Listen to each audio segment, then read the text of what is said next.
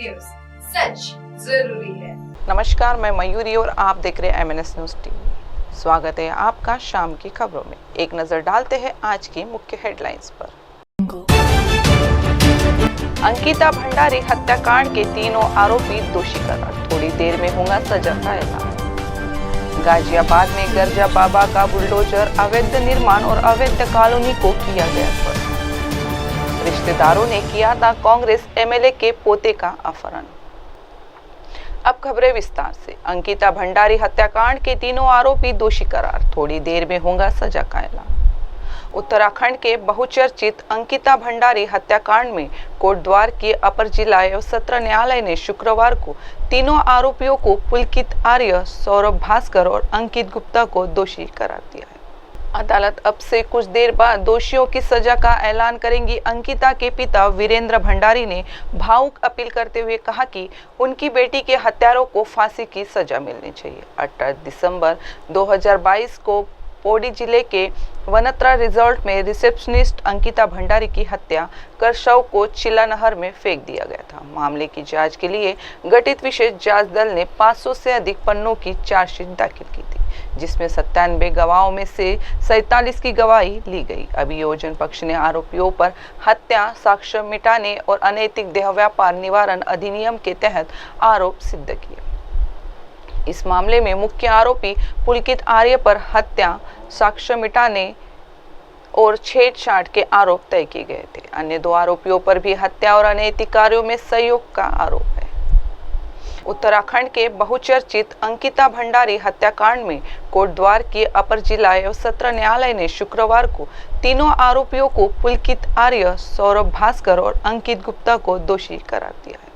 अदालत अब से कुछ देर बाद दोषियों की सजा का ऐलान करेंगी। अंकिता के पिता वीरेंद्र भंडारी ने भावुक अपील करते हुए कहा कि उनकी बेटी के हत्यारों को फांसी की सजा मिलनी चाहिए। 18 दिसंबर 2022 को पौड़ी जिले के वनत्रा रिजॉर्ट में रिसेप्शनिस्ट अंकिता भंडारी की हत्या कर शव को चिल्ला नहर में फेंक दिया गया था। मामले की जांच के लिए गठित विशेष जांच दल ने 500 से अधिक पन्नों की चार्जशीट दाखिल की थी, जिसमें 97 गवाहों में से 47 की गवाही ली गई। अभियोजन पक्ष ने आरोपियों पर हत्या, साक्ष्य मिटाने और अनैतिक देह व्यापार निवारण अधिनियम के तहत आरोप सिद्ध किए।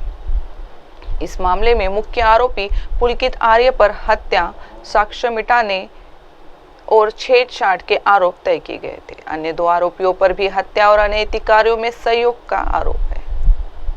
अब बढ़ते अगली खबर की ओर। गाजियाबाद में गर्जा बाबा का बुलडोजर, अवैध निर्माण और अवैध कॉलोनी को किया गया ध्वस्त। योगी सरकार की सख्त मंशा और बुलडोजर एक्शन की झलक अब गाजियाबाद की जमीन पर साफ दिखाई दे रही है।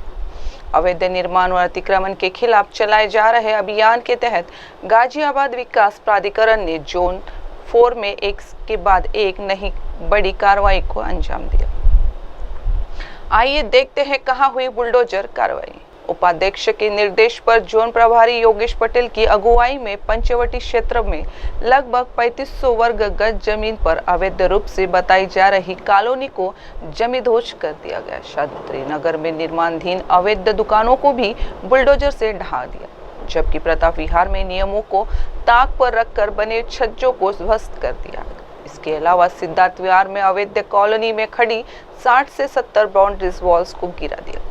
पूरी कार्रवाई DGA टीम, अभियंता, पुलिस बल और प्रवर्तन दस्तों को मौजूदगी में की गई। यह अभियान योगी सरकार के उस संकल्प को साकार करता है जिसमें कहा गया है कि अवैध निर्माण को किसी भी हाल में बर्दाश्त नहीं किया जाएगा। योगी सरकार की सख्त मंशा और बुलडोजर एक्शन की झलक अब गाजियाबाद की जमीन पर साफ दिखाई दे रही है। अवैध निर्माण और अतिक्रमण के खिलाफ चलाए जा रहे अभियान के तहत गाजियाबाद विकास प्राधिकरण ने जोन 4 में एक के बाद एक नई बड़ी कार्रवाई को अंजाम दिया। आइए देखते हैं कहां हुई बुलडोजर कार्रवाई। उपाध्यक्ष के निर्देश पर जोन प्रभारी योगेश पटेल की अगुवाई में पंचवटी क्षेत्र में लगभग 3500 वर्ग गज जमीन पर अवैध रूप से बताई जा रही कॉलोनी को जमींदोज कर दिया गया। शादुत्री नगर में निर्माणाधीन अवैध दुकानों को भी बुलडोजर से ढहा दिया, जबकि प्रताप विहार में नियमों को ताक पर रखकर बने छज्जों को ध्वस्त कर दिया। इसके अलावा सिद्धार्थ विहार में अवैध कॉलोनी में खड़ी 60 से 70 बाउंड्रीज वॉल्स को गिरा दिया। पूरी कार्रवाई डीजीए टीम, अभियंता, पुलिस बल और प्रवर्तन दस्तों को मौजूदगी में की गई। यह अभियान योगी सरकार के उस संकल्प को साकार करता है जिसमें कहा गया है कि अवैध निर्माण को किसी भी हाल में बर्दाश्त नहीं किया जाएगा। अब बढ़ते अगली खबर की ओर। रिश्तेदारों ने किया था कांग्रेस एमएलए के पोते का अपहरण, पुलिस को 200 किलोमीटर दूर मिला बच्चा। रायसेन जिले की सिलवानी विधानसभा सीट के कांग्रेस विधायक देवेंद्र पटेल का लापता पोता 200 किलोमीटर दूर छिंदवाड़ा जिले के तामिया में मिला है। बताया जा रहा है कि पुलिस ने रात 3 बजे आरोपियों को पकड़ा गया और बच्चे को सकुशल बरामद कर लिया। पुलिस ने बताया कि रिश्तेदारों ने ही पैसों के लालच में बच्चे का अपहरण किया। आरोपी उसे घर के आंगन से उठाकर ले गए थे, जिसके बाद से ही पुलिस की 10 टीमें आरोपियों की तलाश में जुटी थी। बताया जा रहा है कि आरोपियों ने फिरौती की मांग भी की थी, जिससे पुलिस को उसकी लोकेशन मिली और तुरंत एक्शन लिया गया। रायसेन जिले के एसपी पंकज कुमार पांडे ने बताया कि पैसों के लालच में कांग्रेस विधायक देवेंद्र पटेल के चचेरे भाई के बच्चे का अपहरण उसके ही रिश्तेदारों ने कर लिया था। आरोपियों ने फिरौती की मांग भी की थी। ऐसे में जब पुलिस ने तेजी से छानबीन की तो पुलिस ने एक आरोपी को घर के पास से ही दबोचा था। सख्ती से पूछताछ में उसने पूरा मामला बता दिया, जिसके बाद आरोपियों की लोकेशन का पता चल गया और पुलिस ने लोकेशन पर पहुंचकर 2 और आरोपियों को धर दबोचा। रायसेन पुलिस ने बताया कि बच्चा घर के आंगन में खेल रहा था, जहां गुरुवार की सुबह 11 बजे अचानक से वह लापता हो गया था। सभी ने आसपास खोजा, लेकिन जब बच्चा नहीं मिला तो तुरंत ही मामले की जानकारी पुलिस को दी गई थी।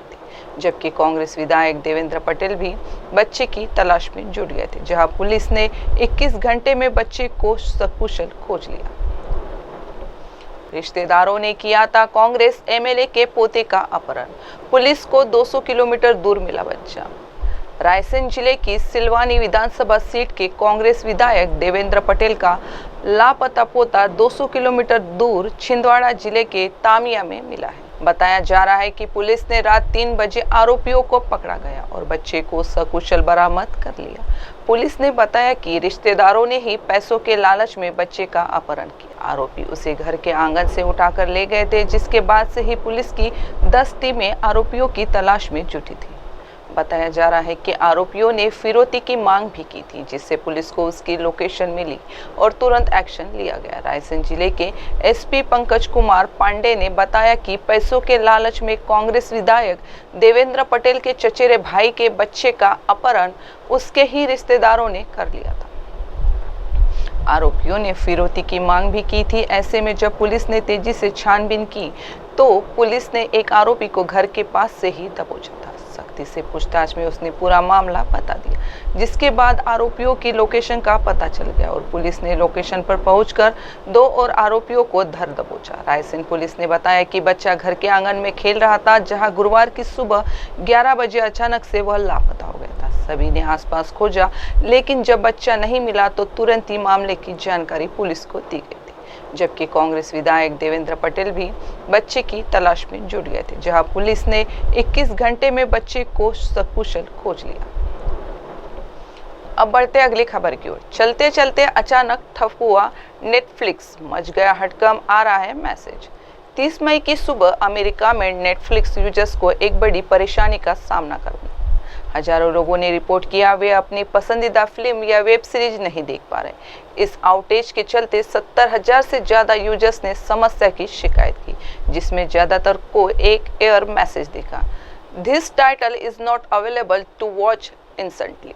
जिसमें ज्यादातर को एक एरर मैसेज दिखा, this title is not available to watch instantly, यानी यह टाइटल तुरंत देखने के लिए उपलब्ध नहीं। जानते हैं कहां और कैसे हुई दिक्कत। डाउनडेक्टर नामक एक वेबसाइट जो इंटरनेट सेवाओं में रुकावट को ट्रैक करती है, उसके अनुसार भारत के समय अनुसार सुबह 7 बजे मई की रात 9 बजे नेटफ्लिक्स में अचानक समस्याओं की रिपोर्टिंग तेज हो गई। यूजर्स ने बताया कि वे कोई भी वीडियो स्ट्रीम नहीं कर पा रहे थे। नेटफ्लिक्स ने कुछ देर बाद अपनी आधिकारिक स्टेटस वेबसाइट पर यह माना कि कुछ टाइटल्स को स्ट्रीम करने में समस्या हो सकती है। दिलचस्प बात यह है कि भारत में नेटफ्लिक्स यूजर्स को कोई भी समस्या नहीं आई। इस आउटेज की रिपोर्ट सिर्फ अमेरिका तक सीमित रही। भारत में ऐप, वेबसाइट और स्ट्रीमिंग सभी सामान्य रूप से काम करते रहे। क्या रही नेटफ्लिक्स की प्रतिक्रिया? नेटफ्लिक्स ने तुरंत आउटेज को स्वीकार किया और कहा कि वे इस समस्या को सुलझाने के लिए काम कर रहे हैं। हालांकि अब तक ये साफ नहीं हुआ है कि ये तकनीकी गड़बड़ी किस वजह से हुई थी, सर्वर से जुड़ी समस्या थी या नेटवर्क से।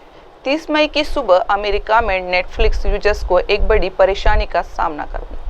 हजारों लोगों ने रिपोर्ट किया वे अपनी पसंदीदा फिल्म या वेब सीरीज नहीं देख पा रहे। इस आउटेज के चलते 70,000 से ज़्यादा यूजर्स ने समस्या की शिकायत की, जिसमें ज़्यादातर को एक एरर मैसेज दिखा, this title is not available to watch instantly. जिसमें ज़्यादातर को एक एरर मैसेज दिखा, this title is not available to watch instantly, यानी यह टाइटल तुरंत देखने के लिए उपलब्ध नहीं। जानते हैं कहाँ और कैसे हुई दिक्कत। डाउनडेक्टर नामक एक वेबसाइट जो इंटरनेट सेवाओं में रुकावट को ट्रैक करती है, उसके अनुसार भारत के समय अनुसार सुबह 7 बजे मई की रात 9 बजे नेटफ्लिक्स में अचानक समस्याओं की रिपोर्टिंग तेज हो गई। यूजर्स ने बताया कि वे कोई भी वीडियो स्ट्रीम नहीं कर पा रहे थे। नेटफ्लिक्स ने कुछ देर बाद अपनी आधिकारिक स्टेटस वेबसाइट पर यह माना कि कुछ टाइटल्स को स्ट्रीम करने में समस्या हो सकती है। दिलचस्प बात यह है कि भारत में नेटफ्लिक्स यूजर्स को कोई भी समस्या नहीं आई। इस आउटेज की रिपोर्ट सिर्फ अमेरिका तक सीमित रही। भारत में ऐप, वेबसाइट और स्ट्रीमिंग सभी सामान्य रूप से काम करते रहे। क्या रही नेटफ्लिक्स की प्रतिक्रिया? नेटफ्लिक्स ने तुरंत आउटेज को स्वीकार किया और कहा कि वे इस समस्या को सुलझाने के लिए काम कर रहे हैं। हालांकि अब तक ये साफ नहीं हुआ है कि ये तकनीकी गड़बड़ी किस वजह से हुई थी, सर्वर से जुड़ी समस्या थी या नेटवर्क से। अब बढ़ते अगली खबर की ओर। भारतीय विदेश मंत्रालय ने बताया अमेरिका ने इस साल 1000 भारतीयों को डिपोर्ट किया। भारतीय विदेश मंत्रालय ने कहा है कि जनवरी से अब तक इस साल 1000 भारतीय नागरिकों को अमेरिका से भारत डिपोर्ट किया गया है। विदेश मंत्रालय के प्रवक्ता रणधीर जायसवाल ने विस्तार में जानकारी नहीं दी, लेकिन कहा कि इनमें से लगभग 62% लोग कमर्शियल उड़ानों से भारत लौटे। बीते दिनों अमेरिका के राष्ट्रपति डोनाल्ड ट्रंप ने कहा था कि वो देश में बिना वैध दस्तावेज रह रहे लोगों को बाहर निकालेंगे। इससे पहले ट्रंप ने अवैध आप्रवासियों के मामले में कहा था कि भारत वही करेगा जो सही होगा। इसी साल फरवरी में अमेरिका ने 9 से अधिक भारतीय नागरिकों को अमेरिकी सेना के जहाज में डिपोर्ट किया था। इसके बाद ये चर्चा शुरू हो गई थी कि जिन लोगों को डिपोर्ट किया गया था उन्हें हथकड़ियां पहनाई गई थी। विदेश मंत्रालय की साप्ताहिक प्रेस कॉन्फ्रेंस में प्रवक्ता रणधीर जायसवाल ने कहा, आप्रवासन के मुद्दों पर भारत और अमेरिका की करीबी स्तर पर मिलकर काम कर रहे हैं। भारत किसी को वापस लेने से पहले उसकी राष्ट्रीयता का सत्यापन करता है। अमेरिका ने लगभग 18,000 ऐसे भारतीय नागरिकों को पहचान की है जिनके बारे में उसका मानना है कि वे अवैध रूप से अमेरिका में रह रहे थे। इससे पहले इसी महीने भारत में मौजूद अमेरिकी दूतावास ने चेतावनी जारी की थी कि अमेरिका में निर्धारित अवधि से अधिक समय तक रहने पर डिपोर्ट होने का जोखिम हो सकता है और व्यक्ति पर स्थायी प्रतिबंध भी लगाया जा सकता है। दूतावास के अनुसार ये नियम उन लोगों पर भी लागू होगा जो वैध रूप से अमेरिका आए। भारतीय विदेश मंत्रालय ने कहा है कि जनवरी से अब तक इस साल 1000 भारतीय नागरिकों को अमेरिका से भारत डिपोर्ट किया गया है। विदेश मंत्रालय के प्रवक्ता रणधीर जायसवाल ने विस्तार में जानकारी नहीं दी, लेकिन कहा कि इनमें से लगभग 62% लोग कमर्शियल उड़ानों से भारत लौटे। बीते दिनों अमेरिका के राष्ट्रपति डोनाल्ड ट्रंप ने कहा था कि वो देश में बिना वैध दस्तावेज रह रहे लोगों को बाहर निकालेंगे। इससे पहले ट्रंप ने अवैध आप्रवासियों के मामले में कहा था कि भारत वही करेगा जो सही होगा। इसी साल फरवरी में अमेरिका ने 9 से अधिक भारतीय नागरिकों को अमेरिकी सेना के जहाज में डिपोर्ट किया था। इसके बाद ये चर्चा शुरू हो गई थी कि जिन लोगों को डिपोर्ट किया गया था उन्हें हथकड़ियां पहनाई गई थी। विदेश मंत्रालय की साप्ताहिक प्रेस कॉन्फ्रेंस में प्रवक्ता रणधीर जायसवाल ने कहा, आप्रवासन के मुद्दों पर भारत और अमेरिका की करीबी स्तर पर मिलकर काम कर रहे हैं। भारत किसी को वापस लेने से पहले उसकी राष्ट्रीयता का सत्यापन करता है। अमेरिका ने लगभग 18,000 ऐसे भारतीय नागरिकों को पहचान की है जिनके बारे में उसका मानना है कि वे अवैध रूप से अमेरिका में रह रहे थे। इससे पहले इसी महीने भारत में मौजूद अमेरिकी दूतावास ने चेतावनी जारी की थी कि अमेरिका में निर्धारित अवधि से अधिक समय तक रहने पर डिपोर्ट होने का जोखिम हो सकता है और व्यक्ति पर स्थायी प्रतिबंध भी लगाया जा सकता है। दूतावास के अनुसार ये नियम उन लोगों पर भी लागू होगा जो वैध रूप से अमेरिका आए हैं। अब बढ़ते अगली खबर की ओर। गजा के लिए अमेरिका की युद्ध विराम योजना पर हमास ने जताया ऐतराज।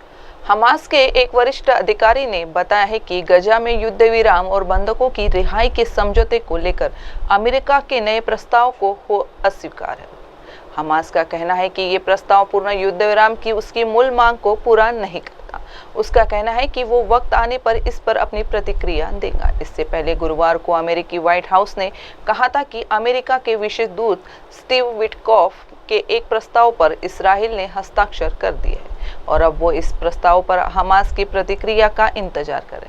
इधर इस्राएली मीडिया में आ रही खबरों के अनुसार इस्राएली अधिकारियों का कहना है कि इस प्रस्ताव के तहत 60 दिनों के युद्ध विराम और इस्राएली जेलों में बंद फलस्तीनी कैदियों की आज़ादी के बदले हमास 10 जीवित बंधकों को आज़ाद करेगा और 18 बंधकों के अवशेष इस्राएल को सौंपेगा। ये प्रस्ताव 2 चरणों में लागू होगा। इस्राएली सरकार की तरफ से इस पर अभी आधिकारिक प्रतिक्रिया नहीं आई, लेकिन गुरुवार को इस्राएली प्रधानमंत्री बिन्यामिन नेतन्याहू ने बंधकों के परिजनों से कहा था कि वो इस प्रस्ताव को स्वीकार करेंगे।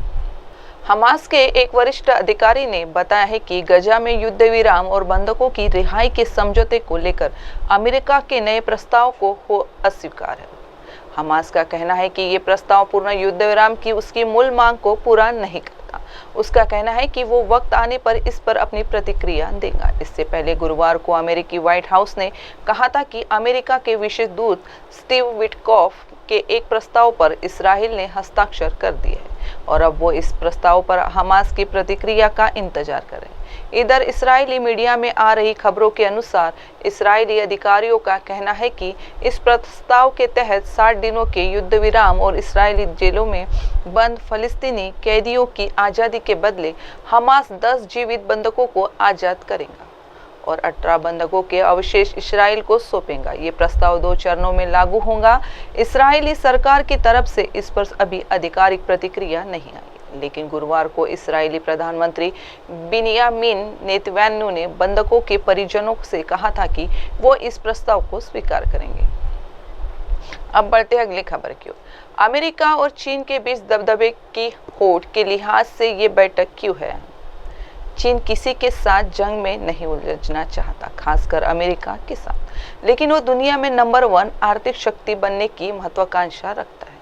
इसी वजह से वह पूर्वी और दक्षिण पूर्वी एशिया के समुद्रों में अमेरिकी सैन्य दबदबे को खत्म करने के लिए शक्ति प्रदर्शन कर रहा है, ताकि वैश्विक व्यापार के लिए महत्वपूर्ण इन समुद्री मार्गों पर उसका दबदबा रहे। परमाणु और पारंपरिक हथियारों को बनाने के साथ ही चीन अमेरिका को जताना चाहता है कि वक्त बदल चुका है और एक महाशक्ति को चुनौती देना बहुत खतरनाक है। एशिया प्रशांत क्षेत्र में लंबे समय से अमेरिका का दबदबा रहा। दक्षिण कोरिया और जापान में उसके हजारों सैनिक तैनात हैं और कई सैन्य बेस भी है। ट्रंप प्रशासन ने ट्रेड वॉर और एशियाई देशों के साथ गठबंधन पर जोर देकर अपनी पूरी ऊर्जा चीन को काउंटर करने पर केंद्रित कर रखी है। ऐतिहासिक रूप से शांग्री ला डायलॉग्स अमेरिका और चीन के बीच शीर्ष स्तर की प्रतिद्वंदिता का एहसास प्लेटफॉर्म पर रहा है, जहां वैश्विक महाशक्तियां इस इलाके के सुरक्षा को लेकर अपना अपना विजन पेश करती है। इस बैठक की शुरुआत शुक्रवार को सिंगापुर में शुरू हो रही है और एशिया के मुख्य रक्षा सम्मेलन में शिरकत करने के लिए सैन्य प्रतिनिधियों को और राजनीतिक नेताओं का यहां आना शुरू हो गया। चीन किसी के साथ जंग में नहीं उलझना चाहता, खासकर अमेरिका के साथ, लेकिन वो दुनिया में नंबर 1 आर्थिक शक्ति बनने की महत्वाकांक्षा रखता है। इसी वजह से वह पूर्वी और दक्षिण पूर्वी एशिया के समुद्रों में अमेरिकी सैन्य दबदबे को खत्म करने के लिए शक्ति प्रदर्शन कर रहा है, ताकि वैश्विक व्यापार के लिए महत्वपूर्ण इन समुद्री मार्गों पर उसका दबदबा रहे। परमाणु और पारंपरिक हथियारों को बनाने के साथ ही चीन अमेरिका को जताना चाहता है कि वक्त बदल चुका है और एक महाशक्ति को चुनौती देना बहुत खतरनाक है। एशिया प्रशांत क्षेत्र में लंबे समय से अमेरिका का दबदबा रहा। दक्षिण कोरिया और जापान में उसके हजारों सैनिक तैनात हैं और कई सैन्य बेस भी है। ट्रंप प्रशासन ने ट्रेड वॉर और एशियाई देशों के साथ गठबंधन पर जोर देकर अपनी पूरी ऊर्जा चीन को काउंटर करने पर केंद्रित कर रखी है। ऐतिहासिक रूप से शांग्री लॉ डायलॉग्स अमेरिका और चीन के बीच शीर्ष स्तर की प्रतिद्वंदिता का एहसास प्लेटफॉर्म पर रहा है, जहां वैश्विक महाशक्तियां इस इलाके की सुरक्षा को लेकर अपना अपना विजन पेश करती है। इस बैठक की शुरुआत शुक्रवार को सिंगापुर में शुरू हो रही है और एशिया के मुख्य रक्षा सम्मेलन में शिरकत करने के लिए सैन्य प्रतिनिधियों को और राजनीतिक नेताओं का यहां आना शुरू हो गया। अब वक्त हो चुका है एक छोटे से ब्रेक का। देखते रहिए MNS न्यूज टीवी। नमस्कार। आप देख रहे हैं MNS न्यूज, सच